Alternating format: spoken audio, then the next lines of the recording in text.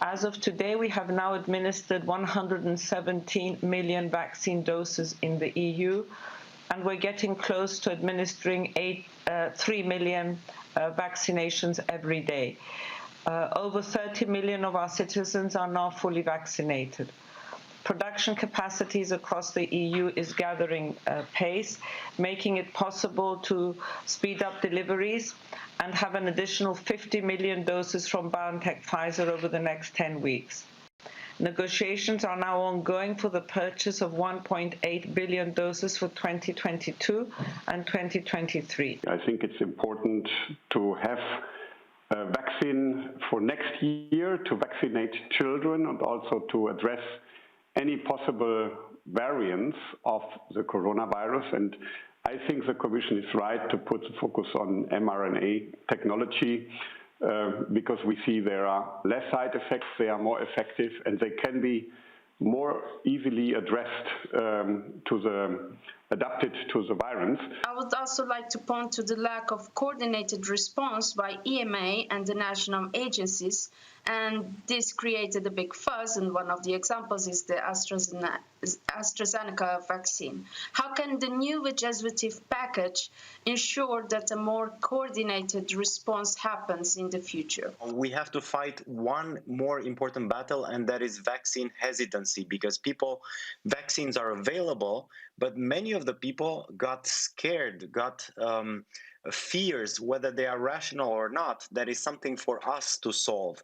And quite often when you talk about the next generation and lessons learned, you talk about how to make sure that the production within Europe is taking place. However, we think that another lesson learned should also be the global outroll of the vaccine and the global production. And with that, also in our contracts, we can oblige companies to provide much more access to that knowledge in its contract. What is your position on the green certificate? I know it's been very controversial, but nevertheless, for example, American tourist that wants to come to Europe, the situation is extremely confused. Some member states asking 7 days of quarantine, some 5, some requesting type of tests. We don't have clear data on how long the vaccinations give security or safety. We don't know how long one who has had COVID is immune to the harder type of COVID. And we don't know about the variants, especially the ones emerging. And as long as this pandemic goes on, new variants will emerge. And we don't have the knowledge of how our vaccines at this moment will work for them or what modifications will be needed. I would agree with you that we need to be coherent and we need to have a coordinated approach.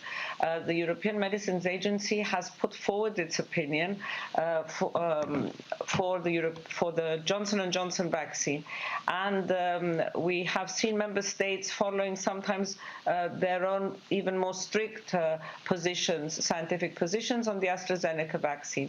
For this reason, after the Health Ministers' Council 2 weeks ago asked for the European Medicines Agency to come forward with a new scientific opinion on AstraZeneca. I'm expecting this tomorrow, I've asked guidance on the issues to do with the second dose, with the gender and the age. I will just say here that the digital green certificate is a proposal for free movement within the EU.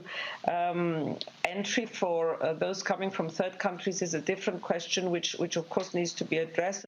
Our focus is to facilitate safe free movement.